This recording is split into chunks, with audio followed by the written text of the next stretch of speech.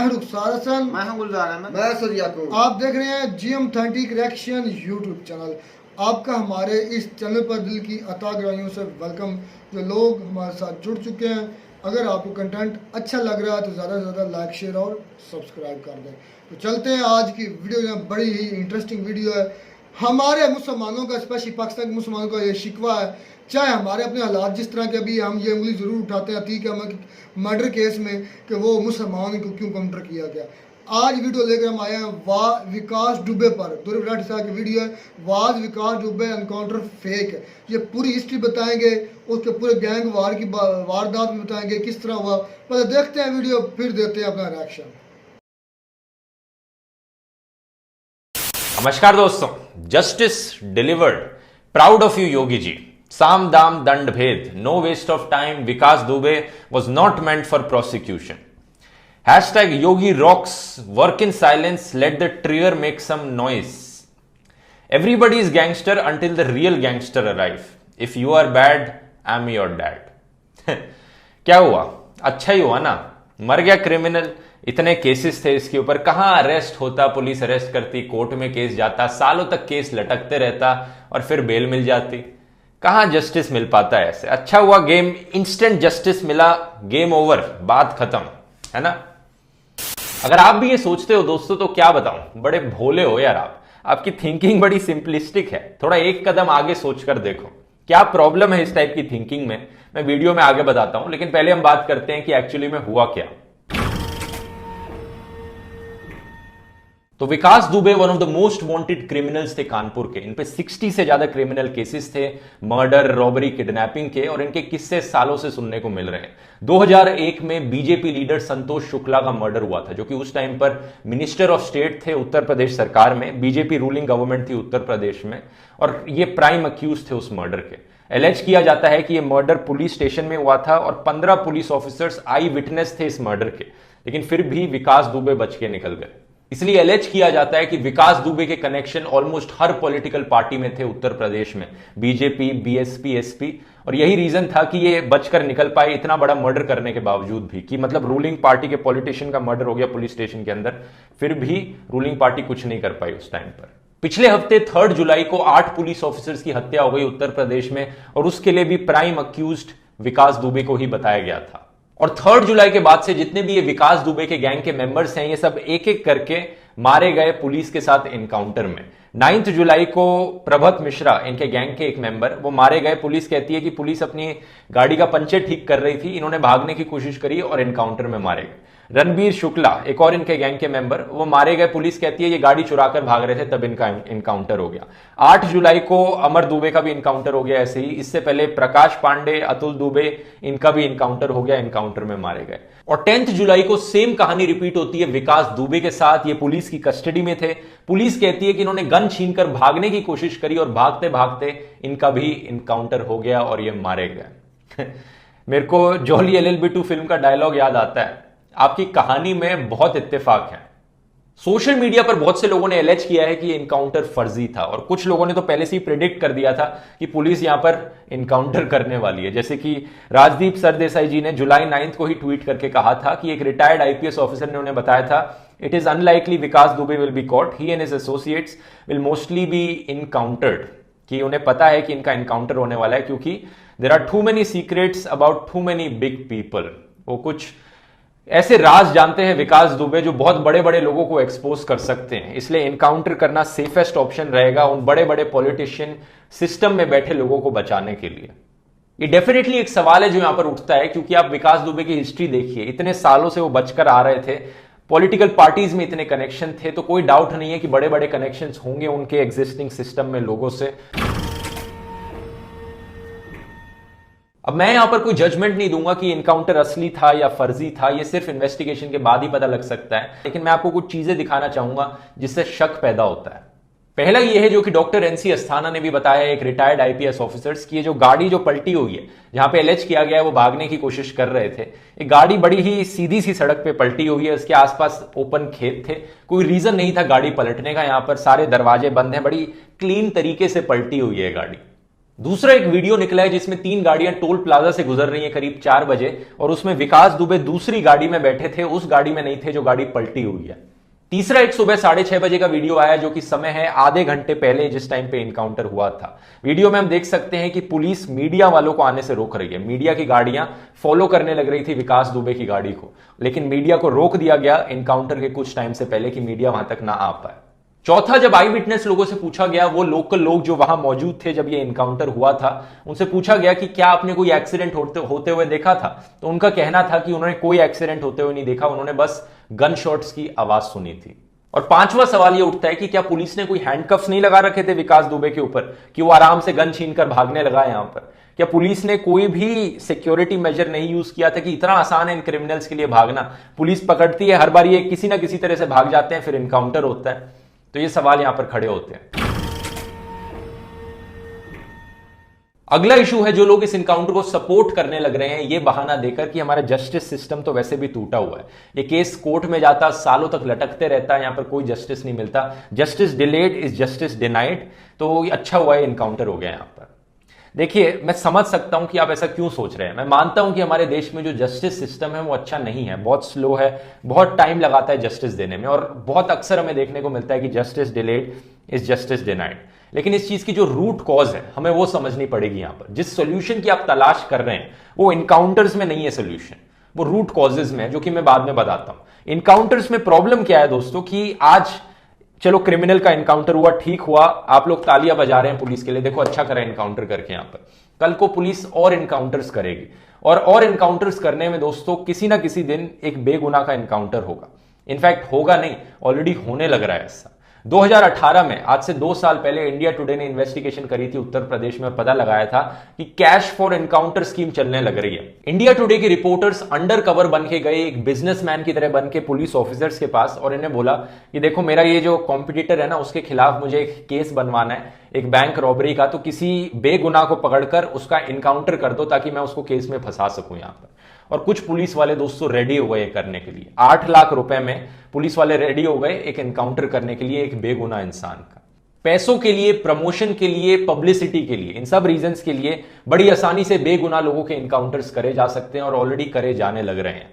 कितने इनकाउंटर्स जो कि उत्तर प्रदेश में हुए हैं उन पर सवाल खड़े हुए हैं कि ये जिसको इनकाउंटर किया ये असली में गुनहगार नहीं था, यहां पर एक बेगुनाह इंसान को यहां पर मार दिया गया।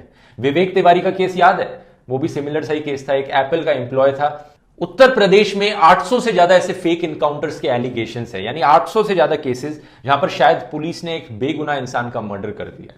अब बताइए, आप ऐसे देश में रहना चाहेंगे जहां पर किसी भी दिन आपकी किसी भी फैमिली मेंबर का इनकाउंटर कर दिया जाता है, चाहे उन्होंने कोई क्राइम तक कमिट नहीं किया? किसी भी बेगुनाह को मारा जा सकता है इससे। यही रीजन है दोस्तों कि जिन लोगों ने हमारा कॉन्स्टिट्यूशन बनाया उन्होंने 3 पिलर्स बनाए यहां पर, लेजिस्लेटिव, एग्जीक्यूटिव, जुडिशरी। अगर सिर्फ 2 पिलर से ही काम चल जाता तो वो तीसरा पिलर बनाते नहीं, फिर जुडिशरी की जरूरत नहीं पड़ती। अगर सब कुछ ऐसे ही करना था तो जरूरत है जुडिशरी की ऐसी ही चीजों को अवॉइड करने के लिए, इन्हीं फेक इनकाउंटर्स को अवॉइड करने के लिए हमें यहां पर तीसरे पिलर की जरूरत पड़ती है। नहीं तो सारे अपने कोर्ट बंद करा दो, क्या जरूरत है फिर इनकी? सारे जजेस को रिजाइन करवा दो, पुलिस ही सभी का डिसाइड कर लेगी किसे इनकाउंटर करना है, कौन क्रिमिनल है यहां पर। इसे कहते हैं system of checks and balances, कि 3 पिलर्स हैं यहां पर, तीनों पिलर्स एक दूसरे को चेक में रख रहे हैं। किसी भी एक पिलर की ज्यादा पावर होगी तो ये बिल्डिंग नीचे गिर जाएगी। फिर मैं समझता हूं कि हमारे तीसरे पिलर में प्रॉब्लम्स हैं, लेकिन इसका मतलब ये नहीं कि पूरे पिलर को ही हटा दोगे आप, उस पिलर को और स्ट्रांग बनाओगे। तो जो सॉल्यूशंस हैं इस चीज के, पहले हमें रूट कॉजेस को एड्रेस करना पड़ेगा और फिर सॉल्यूशंस देखने पड़ेंगे। ये सॉल्यूशंस की डिस्कस मैंने दोस्तों एक पुराने वीडियो में भी किया था, आपको याद हो, मैं वही चीज आपको दोबारा से दिखाता हूं, ध्यान से देखना क्या सॉल्यूशंस हैं। पहली रूट कॉज, पुलिस की सख्त कमी है हमारे देश में। लेटेस्ट अवेलेबल डेटा जो कि 2017 से है वो बताता है कि हमारी पुलिस फोर्सेस में 30% वैकेंसीज है। यानी हमारी सरकार ने कहा है कि 2.8 मिलियन पुलिस ऑफिसर्स होने चाहिए हमारे देश में, लेकिन रियलिटी में सिर्फ 1.9 मिलियन है, यानी 30% पोस्ट वेकेंट पड़ी है। सरकार कर क्या रही है वहां पर, और पुलिस ऑफिसर्स को क्यों अपॉइंट नहीं किया जा रहा है वहां पर? इसकी वजह से हमारे देश में सिर्फ 144 पुलिस ऑफिसर्स है 1 लाख लोगों के लिए। यूनाइटेड नेशंस रेकमेंड करता है कि हर देश में अच्छा लॉ एंड ऑर्डर मेंटेन करने के लिए कम से कम 222 पुलिस ऑफिसर्स होने चाहिए 1 लाख लोगों के लिए, और हमारे देश में ये इतने कम है। सबसे बुरी हालत है बिहार, उत्तर प्रदेश, आंध्र प्रदेश, वेस्ट बंगाल, जहां पर ये रेशियो 100 से भी नीचे है। तो जब required number of police officers ही नहीं होंगे तो कैसे लोगों के लिए काम धाम देखा जाएगा यहां पर, कैसे लोगों के लिए टाइम मिल पाएगा कि सबके केसेस रजिस्टर किए जा सके। यहां पर हम दूसरी रूट कॉज देखने को मिलती है जो इससे काफी रिलेटेड है। जो एग्जिस्टिंग पुलिस ऑफिसर्स है वो बहुत ही ज्यादा ओवरवर्क्ड है। CSDS के द्वारा निकाली गई पुलिसिंग इन इंडिया रिपोर्ट 2019 हमें बताती है कि ऑन एवरेज एक पुलिस ऑफिसर हमारे देश में 14 घंटे काम करता है एक दिन में। ये ग्राफ देखिए जरा, 24% पुलिस ऑफिसर्स हमारे देश में 16 घंटे पर दिन या उससे ज्यादा काम करते हैं।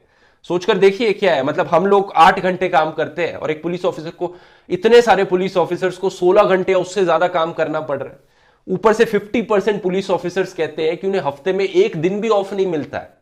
हम लोगों को सैटरडे संडे मिलते हैं, पुलिस ऑफिसर्स को एक दिन ऑफ नहीं मिलता है पूरे हफ्ते में।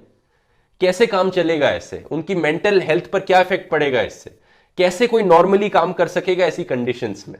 ये रिपोर्ट ये भी बताती है कि नागालैंड इकलौती स्टेट है हमारे देश में जहां पर 8 घंटे पर दिन की लिमिट फिक्स करी गई है और इंप्लीमेंट हो पा रही है पुलिस ऑफिसर्स के लिए। अगली रूट कॉज, पुलिस के पास रिसोर्सेज तक नहीं है। ये रिपोर्ट बताती है कि 1 in 5 पुलिस स्टेशन में साफ टॉयलेट्स तक नहीं होते। 10% पुलिस स्टेशन में पानी पीने की फैसिलिटी नहीं होती। इसके बाद ये रिपोर्ट ये भी बताती है कि कितने ही पुलिस ऑफिसर्स को ट्रेनिंग नहीं मिलती है सफिशिएंट कि वो अपनी जॉब में काम कर पाए। यहां पर मैंने इस रिपोर्ट का लिंक डिस्क्रिप्शन में डाल दिया है, आप जाकर डिटेल में पढ़ सकते हैं अगर आप पढ़ना चाहे तो। अब कुछ लोग कहते हैं कि देखो पुलिस ने अपना काम कर भी दिया, उसके बाद ये केस कोर्ट में चला जाएगा और कोर्ट तारीख पे तारीख देता रहेगा और जस्टिस इतना डिले होकर मिलता है, जैसे निर्भया के एग्जाम्पल में अभी तक जस्टिस नहीं मिला है। तो क्या फायदा ऐसे जस्टिस का वेट करने का? कभी आपने सोचकर देखा ऐसा क्यों होता है? इसके पीछे की रूट कॉज है कि जुडिशरी में भी सेम प्रॉब्लम्स है जो हमें पुलिस सिस्टम में देखने को मिलती है। 40% से ज्यादा वैकेंसीज है जुडिशरी में हमारी। ये सरकार कर क्या रही है? उसको फिल ही नहीं करती। 2016 में याद है हमारे chief justice TS Thakur speech देते वक्त रोने लग गए थे मोदी जी के सामने। पता है वो क्यों रो रहे थे? सेम प्रॉब्लम्स की वजह से। वो बता रहे थे कि कैसे एक आम आदमी का भरोसा उठ चुका है जुडिशरी से, और वो इसलिए हो रहा है क्योंकि इतने कम जजेस हैं यहां पर, इतनी वैकेंसीज पड़ी है, सरकार उन्हें फिल ही नहीं कर रही है यहां पर वैकेंसीज को। जजेस की कमी है, केसेस पाइल अप हुए जा रहे हैं और केसेस को सॉल्व करने के लिए वो है नहीं, इसलिए जस्टिस डिले हो रहा है, इसलिए जनता का भरोसा उठ रहा है यहां पर। लेकिन सरकार कोई एक्शन ही नहीं लेती। आज से 6 साल पहले मोदी जी ने प्रॉमिस किया था कि अगर वो प्रधानमंत्री बन जाएंगे तो वो फास्ट ट्रैक कोर्ट्स बनाएंगे, 1 साल के अंदर अंदर सारे केसेस निपट जाएंगे, जिसकी वजह से कुछ भी नहीं हुआ ऐसा यहां पर। आज फास्ट ट्रैक कोर्ट्स बना दिए जाते हैं तो जस्टिस मिलने के ज्यादा चांसेस होते हैं, लेकिन हालत इतनी बद से बदतर हो गई है कि जो एग्जिस्टिंग कोर्ट्स है वहां पर भी जजेस की कमी हो रही है।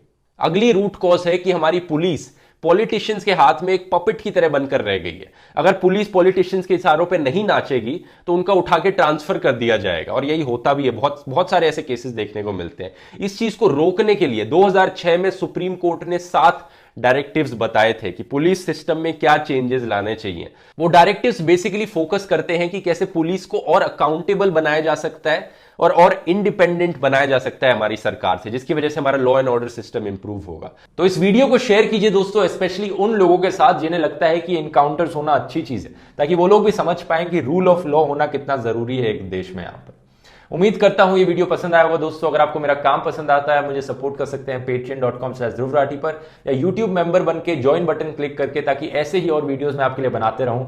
और मेंबर बनने पर रिटर्न में आपको कई एक्सक्लूसिव चीजें भी मिलेंगी। चलिए दोस्तों, मिलते हैं फिर अगले वीडियो में। बहुत बहुत धन्यवाद। खत्म। आज तो सारे बड़ी जो ना दिलचस्प जो ध्रुव राठी साहब हैं, उसने एक्सप्लेन किया है कि भाई इतना डिमांड आ रही थी जो असद भाई की तरफ से कि भाई किसी मुझे वो चीजें बिल्कुल साफ नजर आई भाई, हिंदू का भी, और मैं साबित भी करूंगा मेरे सवाल कितने वैलिड हैं। मुझे भी पहले बोल लेने दें, फिर आप बोल सकते हैं कि ये बहुत अच्छी बात है कि ये मर्डर ध्रुव राठी साहब ने बोला कि ये इनकाउंटर हो चुका है इसका विकास दुबे का। ये ना मर्डर अभी अतीक अहमद का मर्डर हुआ है, ये बड़े जराइम अनासर अफराद थे, बड़े गैंगस्टर, ये मर्डर हो चुका। इसके हिवस जो आम आदमी के उनका भी इनकाउंटर हुए जा रहे हैं।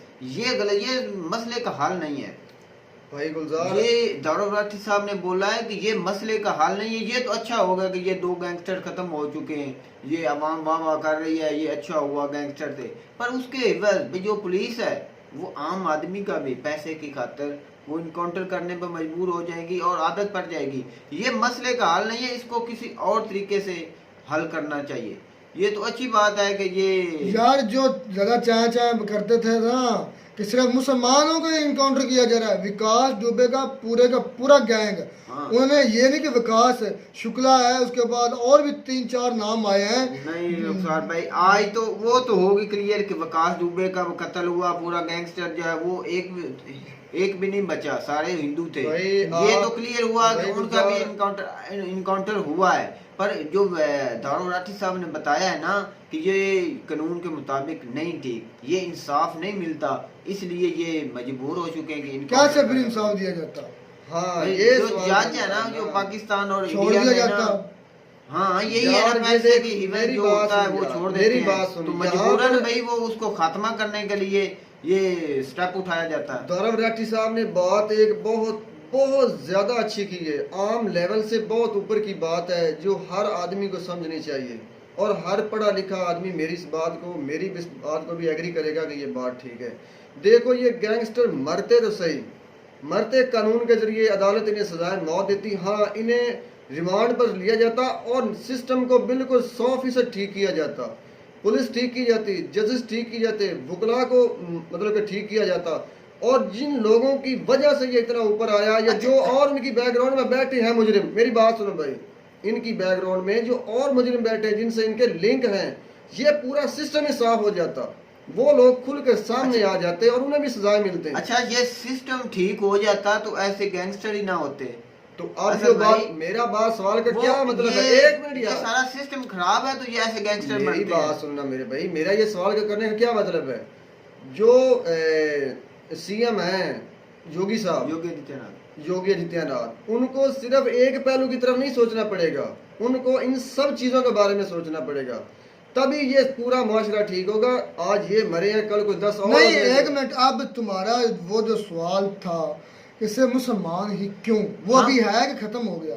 मेरा सवाल मेरे भाई ये था कि मैं ये नहीं कहता कि सिर्फ मुसलमानों को ही क्यों मारा जाता है, तो मेरा आप- सवाल ये था कि पब्लिसिटी या जितनी शोहरत या जितनी टीआरपी बढ़ाने के लिए ये शोर शराबा सिर्फ मुस्लिम लोगों के लिए है, उतना गैर भाई मुस्लिम लोगों के लिए क्यों असद नहीं भाई, है? आपका जो सवाल था ना उसका जवाब मिल चुका मिल है, चुका है। पर इससे और भी सवाल और दारो ये राठी 2 साहब आए हैं। साल पहले है, 2-2.5 साल पहले हो चुका है। मेरी- अतीका में तो अब खत्म मेरी किया गया बात सुनो ना, ना यार। हिंदुओं को, हिंदू गैंगस्टर को पहले खत्म कर दिया यार गया। मेरी बात सुनो, यहाँ पर ये जो वीडियो इस भाई की दिखाई गई है ना, दारो इसमें दौरव राठी साहब ने दिखाई है, इसमें बहुत सारी चीजें हैं जो समझने लायक है मेरे भाई। और ये नहीं कहता कि इंडिया को समझना चाहिए पाकिस्तान में तो हाल ही कोई नहीं है ना, ये तो हकीकत है। और इंडियंस में ये जो सीएम योगी साहब का ये जो है ना उत्तर प्रदेश का इलाका, इसमें मेरे भाई अगर इस आदमी को कानून ठीक हो जाता, पुलिस ठीक होती, अदलिया का निज़ाम एक दिन बेहतरीन हो जाता, तो इसे सपोर्ट करने वाली और मेरे भाई जो लेजिस्लेशन है या अदलिया का निज़ाम है वो आज़ाद है, मेरी बात सुन ले।